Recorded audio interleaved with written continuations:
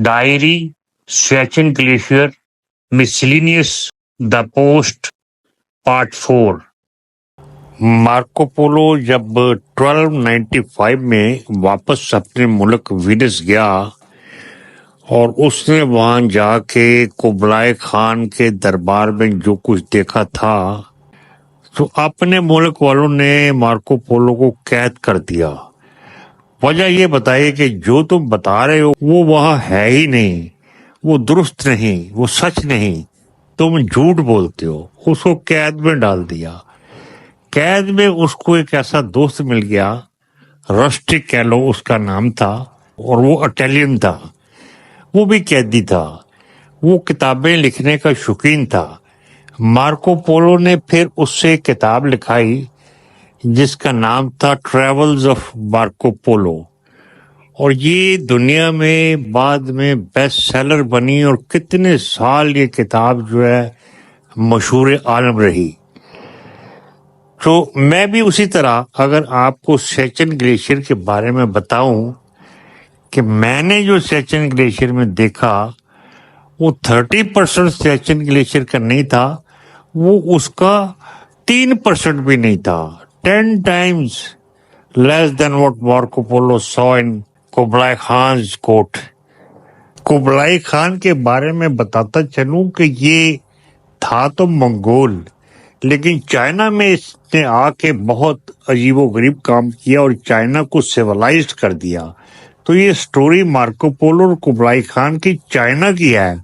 मैंने सोचा मैं वजाहत करता चलूं, आप इसको दुनिया का कोई और इलाका ना समझें। बाद में वही है जो कुछ मैंने बताया, मार्को पोलो और वीनस और फिर कैद खाना। लेकिन दोस्तों, अगर मैं ये ना बताऊं, अगर सिर्फ ऑपरेशन पे ही रहूं, तो वो बहादुरी के कारनामे अपने और अपने जानने वालों के और अपने मातहतों के वही चलते रहेंगे। तो आप कहीं सुनते सुनते तंग ना पड़ जाएं, आप ये ना समझें कि हम कोई अपनी बड़ाई बयान कर रहे हैं, ऐसा नहीं है। वो भी बयान करूंगा और अपने लोगों की जानसारी के किस्से वो भी जेर बहस आएंगे। लेकिन इसके अलावा इस ग्लेशियर के बारे में ऐसी ऐसी चीजें हैं जिनको इग्नोर नहीं किया जा सकता, और मैं फिलहाल उन्हीं पे तवज्जो दे रहा हूँ और उनको मिसलिनियस की हेडिंग के तहत कवर कर रहा हूँ। अगर वो लड़ाई, बहादुरी, जवाबवर्दी के कारनामे उनमें पड़ गया तो उसके लिए किताब चाहिए।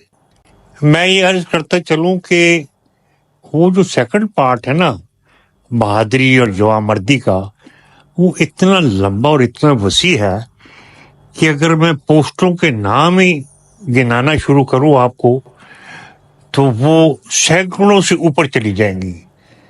इजाज पोस्ट, मजर पोस्ट, कायद पोस्ट, ये अपना साहब जो पीछे गुजरे हैं नाइब साहब, उनके नाम की पोस्ट, पोस्ट दर पोस्ट, मेरे ख्याल में 100 से ऊपर तो मैं जानता हूँ और मैंने तकरीबन देखी हुई है, दूर से या नजदीक से। लेकिन ऑन ग्राउंड जो रिकॉर्ड पे है वो कई 100 के करीब है। तो हर पोस्ट के बारे में बताना, उसकी लोकेशन का जिक्र करना, कहाँ पे थी, उस पर कितनी नफरी थी, उसने क्या क्या किया, कितनी ऑब्जर्वेशन की, कितना दुश्मन को नुकसान पहुंचाया, कितना उसका नाक में दम किया, ये एक तवील दास्तान है जो मेरे ख्याल में किसी तारीख दान को, किसी ऐसे शख्स को जिसका तारीख पे अबूर हो और जिसको उस वक्त का थोड़ा बहुत नॉलेज हो, थोड़ा बहुत भी नहीं, काफी नॉलेज हो, ये काम उसको करना चाहिए।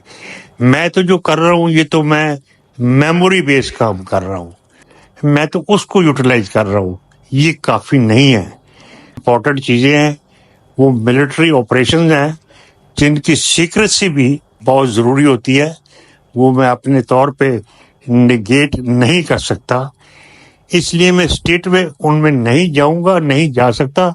लेकिन जितनी इजाजत है, जितना बता सकता हूँ वो जरूर बताऊंगा। जैसे अता पोस्ट का मैंने जिक्र किया।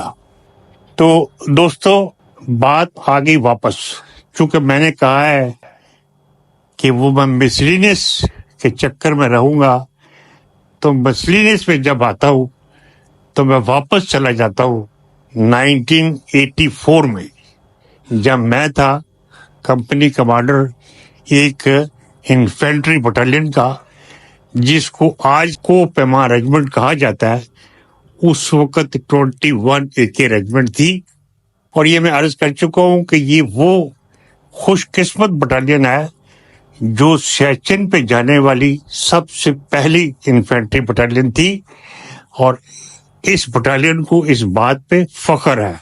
तो मुझे जो सेक्टर मिला, या हमारी बटालियन को जो सेक्टर मिला, वो था बिलाफोर्ड ला मैंने पहले बताया कि दर्रे को कहते हैं पास को बल्ती जबान में।